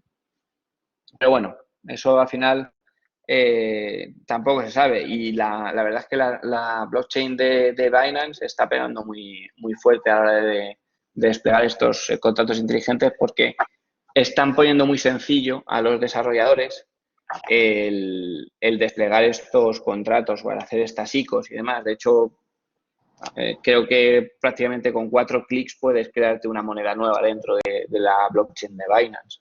Entonces, pues esto le da mucho peso, pero claro, el peso que ya tiene, el peso que ha alcanzado Ethereum, es muy, muy grande como para desbancarlo. Pero bueno, quién sabe, ¿no? No, y es cierto que en el ejemplo que has puesto, yo creo que es una solución muy acertada para las compañías aéreas, ¿no? Cuando incumplen algunos de sus términos, todo el tema de los Ujú. retrasos y todo esto, pues Sí, yo creo que optimizaría muchísimo todo ese servicio, ¿no? sí, hace ya unos meses, ya no me acuerdo de cuándo fue. Una de las veces creo que recuerdo fue durante pandemia, pero he dado un par de charlas en el Colegio de Abogados de Madrid, creo que fue, hablando precisamente de este tema en el sector transportes, para el tema de cargas portuarias y validación de pedidos y todo esto. Ya hay empresas con fondos europeos y tal que están desarrollando este tipo de tecnología para solucionar estas problemáticas. Dentro de Écija tuvimos un cliente cuando yo era CTO, director tecnológico allí. Tuvimos un cliente muy, muy grande, que no puedo decir quién es, eh, que, que tenía, pues, digamos que uno de sus negocios era la compraventa de petróleo en Oriente Medio y se enfrentaban a un problema, y ese problema era de confianza. Al final, para comprar un barco, un carguero lleno de petróleo, pues te piden un dinero por adelantado, ¿vale? Como una especie de fianza. Entran en juego bastantes actores, o sea, desde que tú lo compras hasta que a ti te llega, o sea, tiene bastante proceso, ¿no? Entonces, claro, en todo este proceso, pues hay gente con muy mala baba que se aprovecha y estafa, ¿no? Entonces tuvimos un cliente que nos solicitó hacer un estudio para la implementación de un smart contract a la hora de la validación de las entregas, de la liberación de los pagos y demás. Se hizo el estudio bueno, no sé si lo habrán llegado a desplegar porque nosotros no, o sea, simplemente hicimos la parte de consultoría, ¿no? No llegamos a materializar el proyecto, pero bueno, sé que quedó un proyecto bastante chulo y que Ujú. que el cliente quedó muy, muy contento con el resultado. Lo único que, claro, este tipo de tecnologías también es bastante caro porque hay muy pocos perfiles profesionales que entiendan de ellas. Hay muchos que dicen que entienden, pero que entiendan de verdad no hay tantos. Entonces eso hace que la línea de código, ¿no? Si lo midiéramos al peso como si estuviéramos comprando carne, la línea de código sale muy, muy cara. Entonces, pero bueno, en este caso de este cliente el precio no era problema porque con ahorrarse un disgusto ya era suficiente, ¿no? Una compra a lo mejor de varias decenas de millones de petróleo, pues si te estafan lo que es la fianza, que a lo mejor es un 10% a poner, pues a lo mejor te están estafando 6 millones o 10 millones o algo así, pues oye, por muy caro que sea hacer un smart contract y esto, pues no es, no es tan, o sea, nunca va a ser tan caro como lo que podías haber perdido. Pero Claro. Esto tiene un problema y es que lo que comentaba o sea, al final tiene que haber como un consenso, ¿vale? Ujú. O sea, tiene que haber toda la cadena portuaria, ¿sabes? Sí, Tiene que aceptar la utilización, claro, ¿sabes? claro, claro. Sí, todos Entonces, los claro, agentes intermediarios, claro. tienen que aceptar pasar por el aro. Entonces, a lo mejor tecnológicamente es una solución que actualmente se puede dar, Ujú. pero el mercado, digamos, no está todavía preparado en ese mundillo, ¿vale? En ese ámbito, no está preparado para esa solución, Ya. ¿vale? Pero es verdad lo que dices tú, Entonces, que la confianza también es algo súper importante en el ámbito empresarial y crecería bastante en aquellas empresas que tuvieran este tipo de contratos, ¿no? claro, o sea, para Spotify ha sido vital. O sea, para Claro. Spotify ha sido vital porque en ese mundillo, además, que el mundo de la gente de la música y demás, que ha tenido muchos problemas con Internet y con la piratería y tal, claro, es muy complejo para ellos el decir, vaya, sí, pongo todas mis naranjas en tu cesta, pero ¿cómo sé cuántas naranjas se me han llevado? ¿Sabes? Pues me tengo que fiar de lo que me digas tú, porque yo no tengo forma de medirte. Entonces, oye, pones esta forma, este contrato intermedio, ¿no? Este ente intermedio automatizado, este robot, pues da mucha seguridad. Entonces, pues claro, se permite, eh, ¿cómo se dice? Ciertas actividades que incluso antes a lo mejor eran completamente impensables.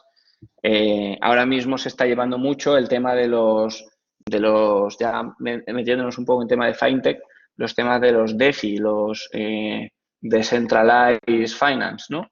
Que es como un exchange descentralizado y además no deja de ser un smart contract con una regla muy, muy específica que interactúa con otros smart contracts que hacen otras cosas. O sea, y eso está viendo un mercado brutal para el tema de futuros, en tema de criptos, que ya mueven miles de millones de euros y demás. Creo que César ya está por aquí levantando la mano a ver si le deja.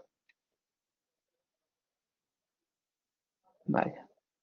Yo creo que no.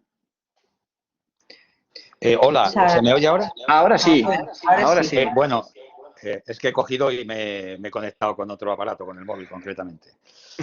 Mira, sí, yo no sé qué es lo que habrá pasado, generalmente no me da problemas, pero me está dando problemas ahora ahí. Mira, bueno, muchas gracias por la sesión, yo creo que es Nada. interesante y bueno, preguntarte una cosa. A mí, una de las virtudes que tienen los smart contracts, que efectivamente es esa inamovilidad que tienen las funciones dentro del smart contract, dentro de la blockchain, al mismo tiempo entiendo que es uno de los grandes problemas y uno de los grandes defectos, porque a mí, por ejemplo, se me ocurre, imagínate que se audita, imagínate que se lanza el smart contract, imagínate que se empieza a trabajar con ese smart contract y después resulta que hay un problema.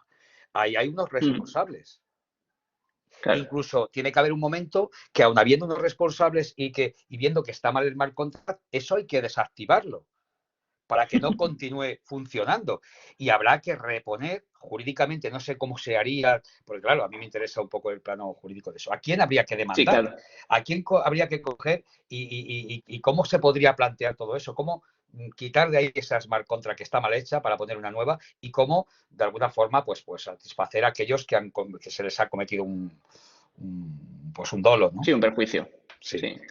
Vale, muy interesante pregunta.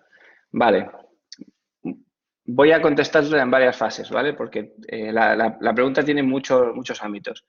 El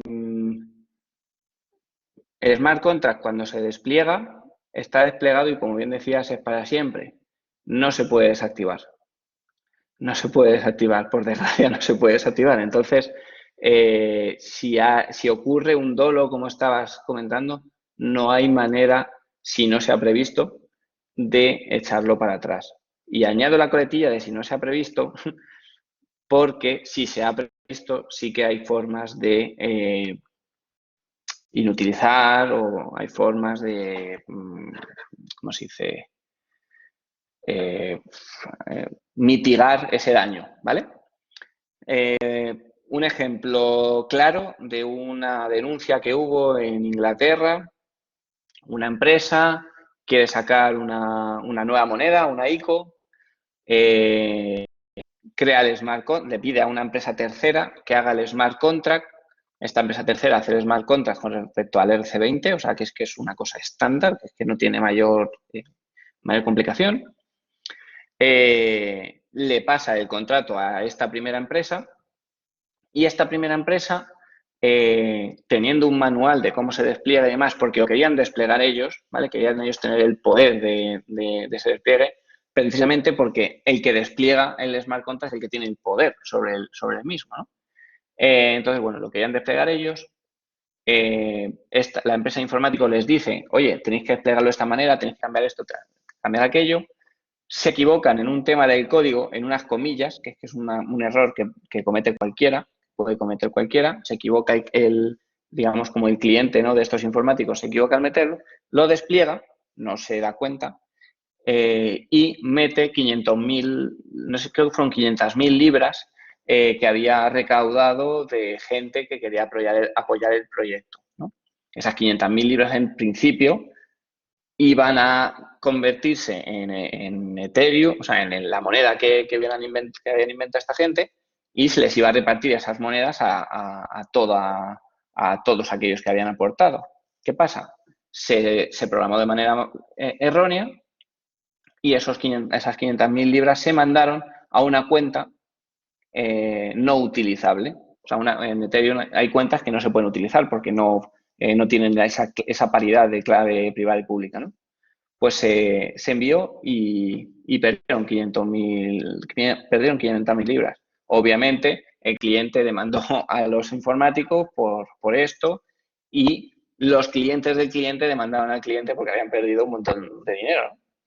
Entonces, moraleja de esto, no se puede resarcir y, peor aún, no se puede identificar quién ha sido el que ha desplegado ese contrato. O sea, no deja de ser un señalamiento con el dedo de fuiste tú y de los otros un fuiste tú.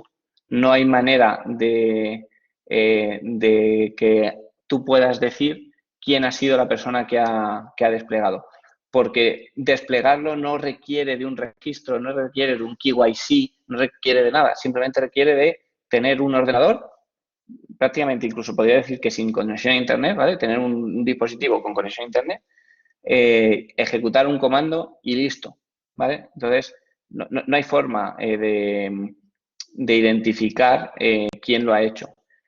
O sea, no quién lo ha hecho, porque quién lo ha hecho podría quedar reflejado en el smart contract como la cuenta pública, ¿no? Pero no hay forma de ligar esa cuenta pública con una persona. Entonces, por eso te decía que era muy, muy importante esa pregunta. ¿Cómo se puede mitigar esto? ¿Vale? Porque, bueno, esto es la parte fea, ¿no? Pero siempre hay que poner parte bonita. Bueno, pues cuando tú haces el smart contract tienes que tener en mente una especie como de salvoconducto o una forma en la que tú puedas actualizar tu smart contract. El smart contract no se puede actualizar, entonces lo que se puede hacer es subir una nueva versión de un smart contract que reemplace, entre comillas, al anterior, ¿vale? E inutilice el funcionamiento del anterior. Es decir, digamos que sería como tú teniendo la llave, cerrar el candado del smart contract para que ya no funcione y al resto del mundo decirle que ahora ya no estás en la dirección Gran Vía 1, sino que estás en la dirección Gran Vía 2 y que ahí es donde puede encontrar tu programa. Y si lo has dejado preparado así, toda la información contenida en el smart contract primigenio, digamos, en el que estaba mal, puede volcarse en el nuevo. Obviamente tiene siempre sus connotaciones y sus peculiaridades, ¿no? Pero digamos la salvaguarda que puedes poner sería algo así, ¿no? En plan, dejar preparado, dejar unas funciones prehechas que te permitieran esa migración de un smart contract a otro. Muy bien, entiendo la reparación de que siga o no funcionando la smart contract con otra que no pisa esa smart contract, otra smart contract y tal. Pero a mí me preocupa el tema de la responsabilidad. Es decir, si yo elevo una smart contract y la pongo en una blockchain como Ethereum, entiendo que ahí tiene que haber una realidad de responsabilidad, porque además estoy pagándole un gas que además supongo que parte de ese gas va a los socios de Ethereum, de alguna forma. Como decía algún compañero por aquí, queda mucho que legislar, ¿no? en esta parte. Exactamente, eso es lo que... Es que al ser una cosa tan etérea, ¿vale? El problema es de identificación. Es decir, yo en Ethereum, o sea, está completamente trazado quién ha mandado dinero de una cuenta a otra. Lo que no está completamente trazado es quién es el dueño de esa cuenta. Entonces, siempre hay una duda razonable porque no puedes demostrar que esa cuenta sea yo. Por cómo está planteada la blockchain es completamente imposible. Entonces, la responsabilidad, vamos un pasito más allá. Por ejemplo, un smart contract vamos a poner un ejemplo complejo, ¿vale? Imaginemos la universidad. La universidad quiere hacer un smart contract de manera tal que cada vez que un usuario se gradúe, quede registrado en la blockchain que esa persona ha realizado los estudios en su universidad, ha entregado los trabajos, ha entregado su trabajo final de máster, tiene tal nota, no sé qué, no sé cuántos. Vale, eso se puede hacer y quedaría en la blockchain para los siglos de los siglos. Y podrían evitarse pues escándalos como los que todos conocemos, ¿no? Pues eso tiene un problema. Y vosotros que en la mayoría sois juristas os estará viniendo a la mente el tema de la protección de la GDPR, ¿no? Porque no tienes el derecho de reposición o de eliminación de esa información, no existe, no se puede eliminar. Entonces, hay que tener mucho cuidado con qué se sube a la blockchain. Si yo cojo ahora un smart contract, cojo todos los asistentes de esta reunión, ¿vale? Imaginar que tuviera todos vuestros correos electrónicos y creo el smart contract en el que figuren todos vuestros correos electrónicos, eso se va a quedar ahí para siempre. Y el problema es que, primero, no puedes identificar quién ha sido el que ha subido el smart contract, por lo tanto, no puedes ir contra nadie a pedirle responsabilidades. Y segundo, vuestra información estaría vulnerada al infinito. No habría forma de eliminarla de ahí. No hay derecho al olvido, ¿no? Es completamente imposible. Entonces, claro, por ejemplo, sí, perdona, pero claro, en un contrato de cualquier tipo tienes que tener identificadas las partes. ¿Sabes? El objeto, que está muy bien la por eso, etcétera, pero las partes tienen que estar identificadas porque tienes que poder someterlas al tratamiento de la ley. Entonces, claro, es una teoría un poco verde, entiendo yo, jurídicamente, ¿no? Claro, por eso comentaba que el nombre de Smart Contract se lo han dado más marketingamente que otra cosa, porque principalmente el problema más gordo que hay es ese, el que acabas de decir tú, la identificación de las partes. Dentro de la blockchain están completamente identificados. Está hablando la cuenta 1, creo que se ha caído César. César, creo que te caíste, no sé si...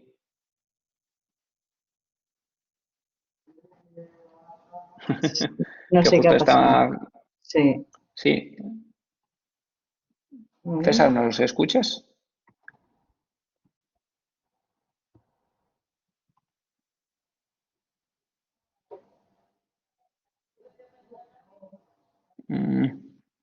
Estoy. Sí, está. Sí.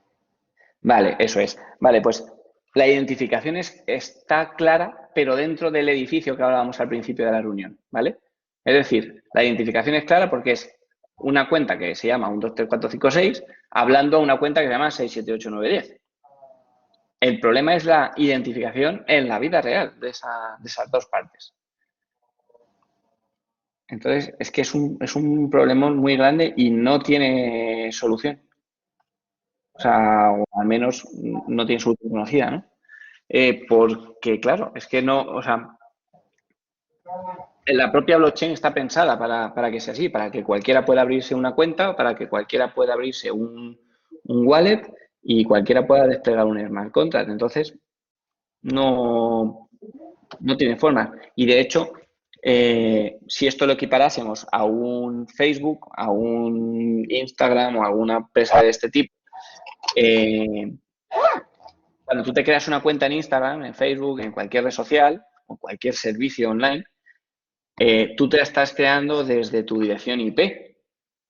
Y ese proveedor, lo normal es que almacene esa dirección IP por si en algún momento alguien le pide explicaciones. Pues temas que también hemos llevado, temas de suplantación de identidades y cosas de estas.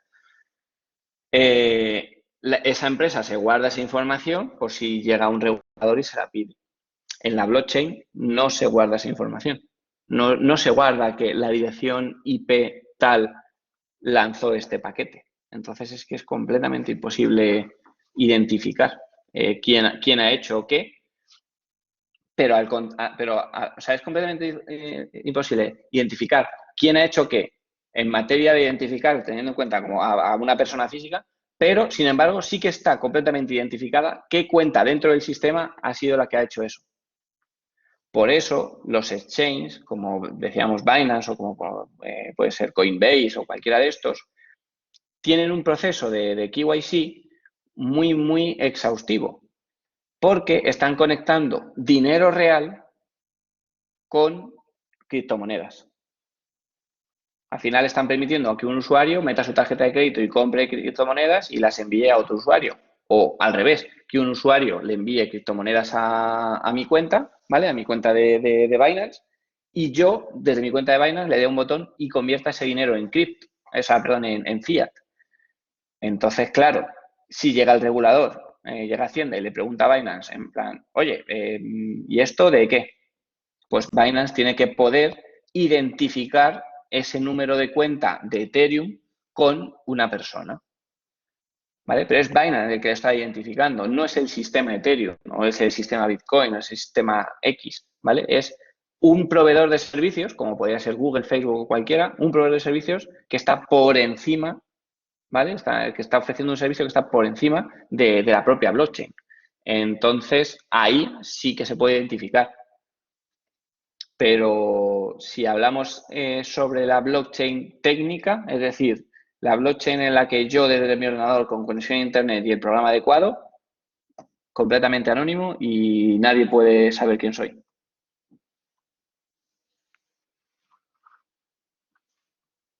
A ver, creo que habían escrito algo por aquí por el chat.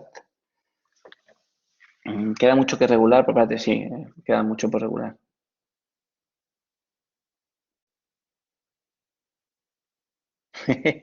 ¿No debe haber un registro oficial colegiado de autorizados identificables a desplegar el smart contract?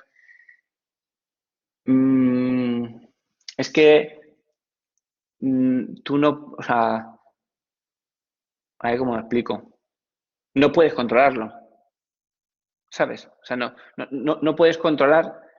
Es como si, por ponerte un símil así sencillo, es como si quisiéramos controlar el que tú abras la calculadora en tu ordenador o no, ¿vale? No hay forma de controlar que tú abras la calculadora en tu ordenador. Porque tu ordenador es tuyo y abre la calculadora cuando quieres, que es un programa que hace doble clic y la abres. Pues el desplegar un smart contract es exactamente lo mismo. No hay un elemento regulador, no hay un registro oficial o sea, ni hay ni puede haber. O sea, puede haberlo, ¿no? Pero sería más una, digamos, una convención entre mucha gente que dijera, no, yo si este smart contract no está registrado en el registro oficial X, ¿vale? No lo acepto, ¿vale? Sí, podría hacerse, pero primero necesitarías eso, que todo el mundo dijera eso, ¿vale? Que parece sencillo, pero bastante difícil. Y segundo, aún así no podrías prohibir, o sea, aún así no podrías evitar que se desplegasen smart contracts sin que estuvieran dentro de ese registro. El contrato existe desde que una o varias personas consienten en obligarse respecto de una de las otras a dar alguna cosa o prestar un servicio. Fundamental saber lo primero con quién te obligas. Claro, pero es que precisamente en la blockchain es lo que decía, estás completamente identificado porque tienes una cuenta, bueno, una cuenta o 20. La obligación es de esta cuenta contra esta cuenta, pero la cuenta no identifica a una persona, simplemente identifica a una cuenta dentro del sistema, ¿no? Y la cuenta, además, nadie te impide que yo tenga mi cuenta y se la pase a mi socio. Y desde ese momento seamos mi socio y yo. Y mi socio se la dé a un tercero. Y desde ese momento tengamos esa cuenta mi socio, un tercero y yo. No hay una forma de controlar eso. Claro. No hay y no puede existir. O sea, puede existir estamentos superiores, ¿no? De lo que decíamos, convenciones superiores, que tendría que aceptar cualquier usuario.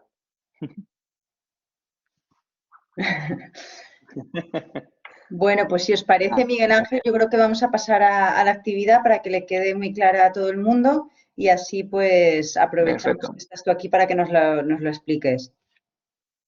Sí, al final, como comentamos, tampoco he querido meterles mucha caña en la actividad, pues lo que hablábamos, ¿no? Estamos en exámenes Te lo agradecerán. y lo importante es un poco, al final la actividad son, a ver, un segundo, ¿veis mi pantalla ya, no? Sí. Sí. Vale, son 4 preguntas, ¿vale? Son 4 preguntas que básicamente, pues si habéis, como acabamos de corroborar con estas preguntas tan interesantes, si habéis prestado medianamente atención, las vais a saber responder. La primera, ¿qué 2 características tiene un smart contract? Al principio del seminario, al principio de la ponencia, he hecho mucho énfasis en las 2 características que tenían. Es muy fácil, ¿vale? Responder esto. Siguiente pregunta. También lo he explicado durante la ponencia. ¿Necesitas tener Ethereum, he puesto ETH resumido, pero no, Ethereum, para desplegar un smart contract real en la red de Ethereum? ¿Vale? No preguntamos ni cuánto hace falta ni más, porque ese cálculo ni siquiera yo sabría capaz de decirlo, o sea, eso hasta el momento en que lo vas a desplegar no lo sabes. Pero la pregunta es, ¿hace falta? ¿No hace falta? ¿Puedes desplegar ese smart contract con otro tipo de criptomoneda que esté en Ethereum o solo con Ethereum sirve? Tercera pregunta, ¿cuál es el lenguaje más utilizado para programar en Ethereum? ¿Vale? También lo hemos visto. De hecho, bueno, hemos visto hasta un código programado en el mismo. Y la cuarta, que esta tiene un poco más de miga y podéis expandiros un poco más, es, no nos quedemos con el sí o el no, ¿no? O sea, ¿puede un smart contract solicitar a una API un valor? Por ejemplo, solicitar el smart contract a la API del banco X, ¿vale? El balance de cuenta del usuario. Entendiendo esta pregunta por el smart contract, esto sí que, aquí hago un poco de spoiler, sí que lo hemos hablado de que por sí solo no puede iniciar ninguna acción, ¿no? Necesita como una transacción, un trigger, ¿no? Que lo active, pero imaginando que ese trigger se ejecuta, en plan de yo le doy al botón de, oye, quiero que el smart contract vea mis cuentas, ¿no? ¿Puede el smart contract pedirle al banco mi movimiento bancario para, yo sé, por ejemplo, determinar si me dan un préstamo cripto, que ahora están también muy de moda? Más o menos esto sería todo. No he puesto preguntas muy complejas, eso creo que son bastante sencillas de contestar, habiendo escuchado la ponencia.